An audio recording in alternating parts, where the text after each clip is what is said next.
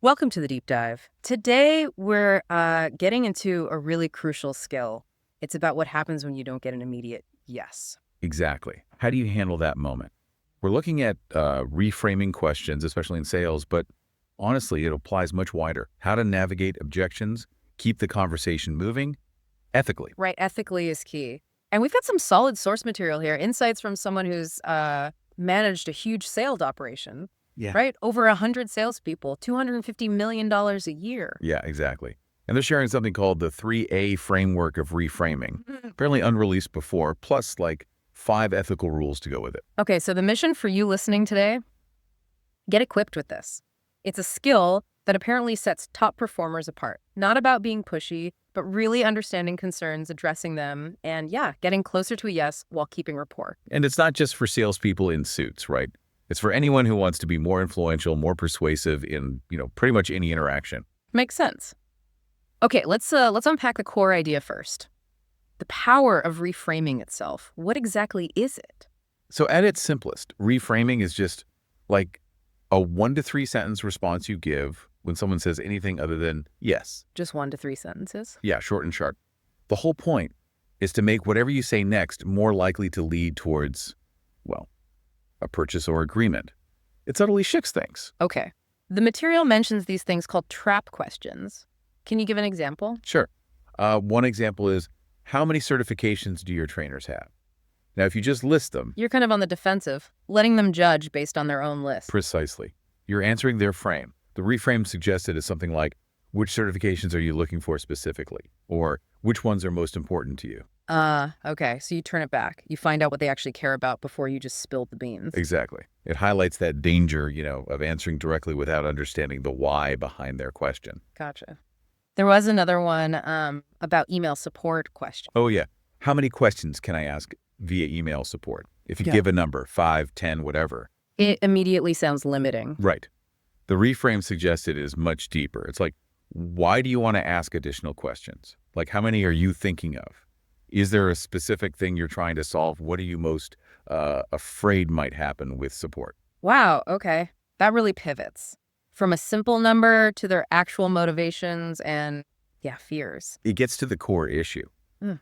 And the principle behind all this is simple. Mm-hmm. The person asking the questions, well, they're the one controlling the conversation. So answering directly all the time puts you on the back foot.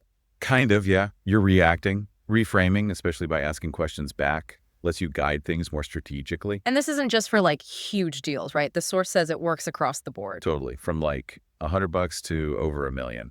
Mm. And it doesn't matter if it's face-to-face, phone, Zoom, even on stage, apparently. The technique itself is versatile. Okay, that makes sense. So let's get into the mechanics then. This 3A framework, what's the first A? The first A is acknowledge. Acknowledge, right? Build rapport. And the technique is just repeat what they said. Pretty much, yeah. Or paraphrase it slightly. Yeah. So you're asking about X. Okay, so you're wondering about Y. Seems simple, but what's the power in that? Well, there's 2 key things. One, it shows you're actually listening, right? Like really hearing them. Yeah. Builds that immediate connection. Okay, active listening. And 2, honestly, it buys you a second, a beat to think before you jump into responding, especially if it's an objection. Gives your brain a moment to catch up and plan the next step. Right. Buys you time. Smart. Okay, so acknowledge. What's the second A? The second A is associate. Associate. Okay, what are we associating? This is where you connect their question or maybe their concern to something positive, like positive behavior or good outcomes. Okay. Connect their question to something good. How does that work? The main idea is to frame their question as the kind of question that your best customers ask, the ones who get great results. Ah, I see. So if they raise a tricky point, you don't treat it as negative, you say. Something like, that's an amazing question.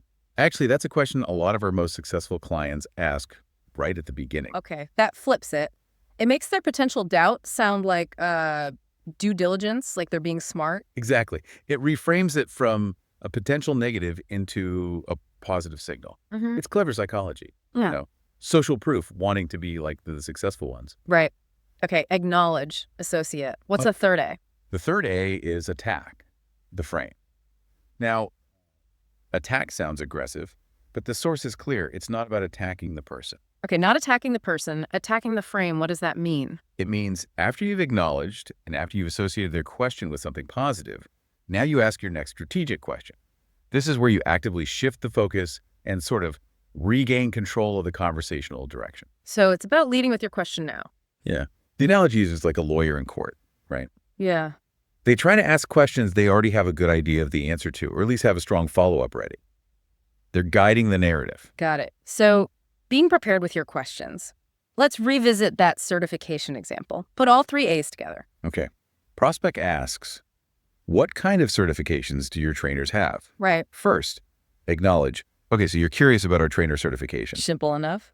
Then, associate. That's a really great question. It actually shows you're taking this seriously and, doing your homework, which is fantastic. Okay, positive framing. And then attack the frame. Which certifications are you looking for specifically? Boom, back to them. Very smooth. So you validated them, praised their thinking slightly, and then put the ball back in their court to understand their actual need. Exactly. What if they do name specific ones you don't have? Like, do they have AC or an ASM? And the answer is no. Good question. You don't just say, nope. The reframing continues. You'd follow up with something like, that's interesting. Why are those specific certifications important to you? Dig deeper again. Understand the reason behind the request. Right. Understand their why before you explain your approach or your trainer's different, but equally valid qualifications. You need that context. This 3A thing seems really practical. Okay, but the source also stressed ethics. There are 5 rules. Absolutely. Ethics are crucial for this not to feel manipulative. Rule number 1 is prospects believe what they say. Okay. Prospects believe what they say more than what we say. Basically, yeah. It's psychology. People trust their own conclusions much more readily than someone else just telling them something. So the takeaway is, don't just tell them why your thing is great. Exactly. Instead, ask questions that guide them to conclude it's a good fit. Let them connect the dots. The source calls it breadcrumbing them to the logical conclusion. Okay, guide them to their own realization. What should we avoid doing then? Well, one specific thing to avoid is asking, do you have any questions? Really? That seems standard. Yeah, but think about it. It kind of invites objections, right? And it puts them back in the driver's seat asking the questions, which might derail things. Huh. Never thought of it that way. It's like asking them to find problems. What if they ask, hey, why aren't you answering my question directly? Good point. The source suggests using analogies, like you wouldn't ask the receptionist for a surgical diagnosis. You'd wait for the surgeon who needs all the info first. Or the mechanic needing to look under the hood before saying what's wrong. Exactly. It positions you as being thorough and ethical, implying a quick, uninformed answer wouldn't actually serve them well. Establishes the high ground, sort of. Clever. Okay, that's rule 1. What's rule number 2? Rule number 2, no one can disagree with a question. Okay. You can't really argue with the question itself. How does that apply? It means your default response to their statements, especially objections, should ideally be another question. Be like smoke, the source said. Always shifting. Yeah, kind of. Instead of disagreeing, no, that's not right, you ask things like, oh, interesting, can you tell me more about that? Or what makes you say that? Or what variables are you considering there?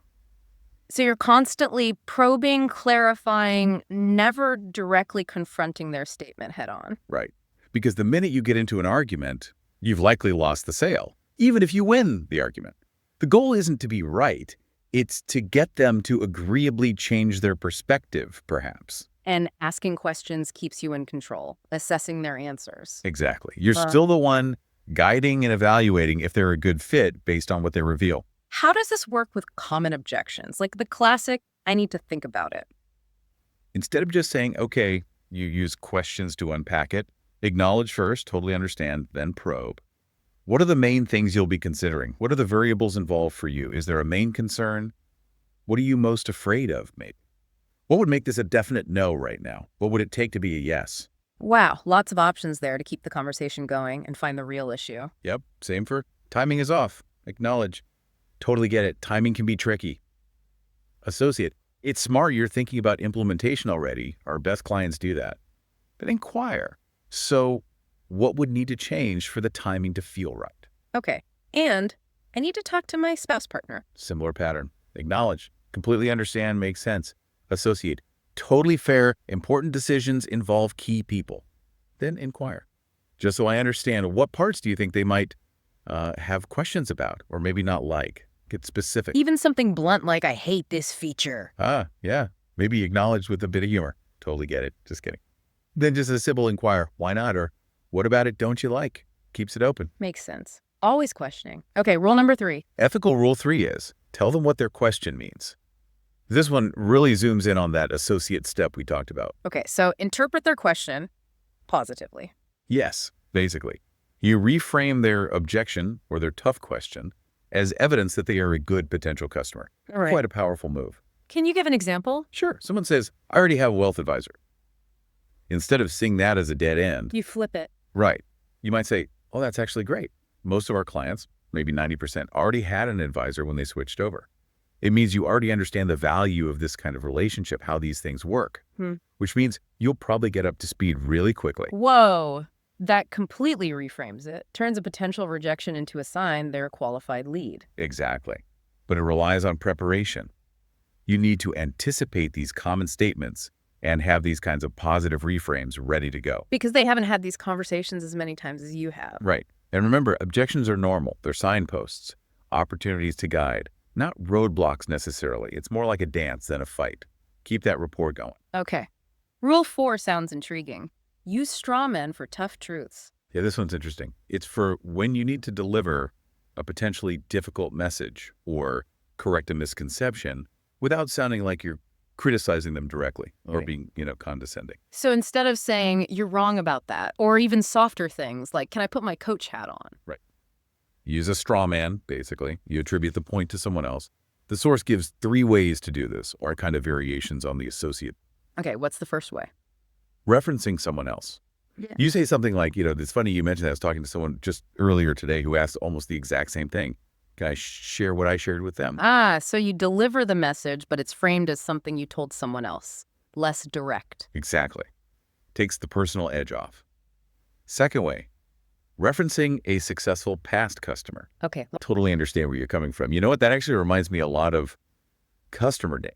They had a similar concern about their situation initially, and they ended up absolutely crushing it with our product service. They asked that same question too, actually. So it associates them with success while addressing the concern via the story. Yep.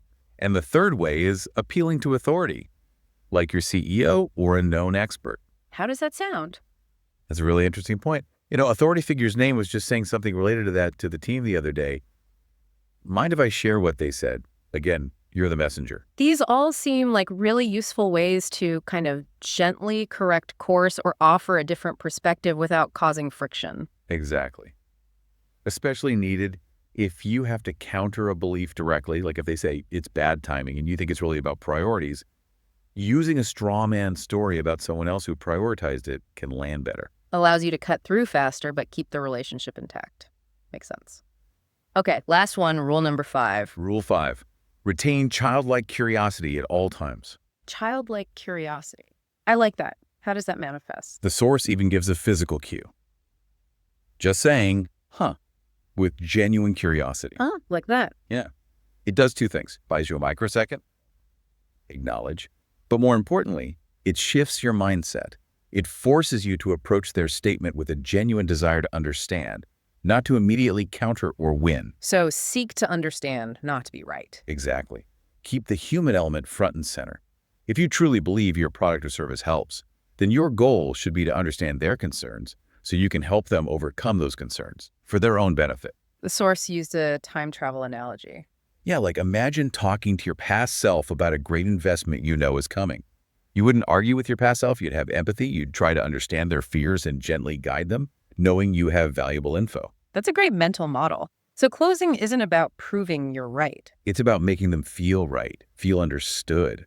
You're the guide on their journey, not the hero proving your point. And this ties into using positive labels too.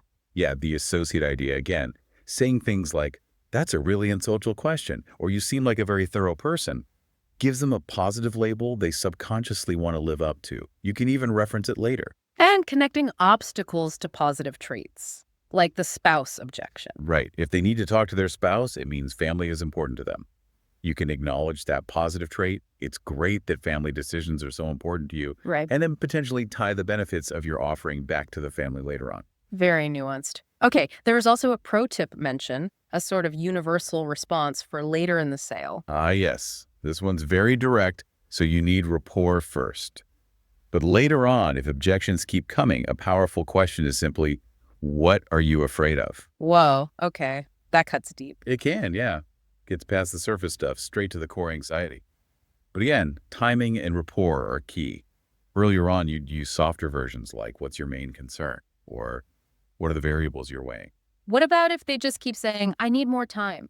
A good counter question there, after acknowledging, is totally understand. Just so I'm clear, what would make this a definite no for you right now? Ah, trying to uncover the hidden no behind the maybe later. Exactly. It Mm. forces them to articulate the real deal breaker, if there is one. But again, you can only be this direct if you've built that trust throughout the conversation using these other techniques. This has been fascinating, really breaking down how to navigate these tricky moments. Let's quickly recap the core skill. Absolutely. It boils down to that 3A framework. Acknowledge, associate, and attack the frame. It's a structured way to handle anything that isn't a yes. And the big takeaway is underpinning it all. Well, the sheer power of asking good questions, right? Yeah. Always keeping ethics front and center, really truly trying to understand where the other person is coming from and using those positive associations strategically. Right. So for you listening, here's something to think about. The next time you're heading into a conversation where you might get some pushback, some hesitation, a potential no, Yeah, how could you use that simple, to pause and reset? Or deploy one of these reframes, like associating their question with smart customers. instead of just bracing to overcome objections, think about how you could shift your focus. How can you genuinely understand their underlying concern and maybe, just maybe, guide them through it? It's that shift from persuasion as a battle to persuasion as, well, guidance, helping them reach the right conclusion for them. That's the real power here.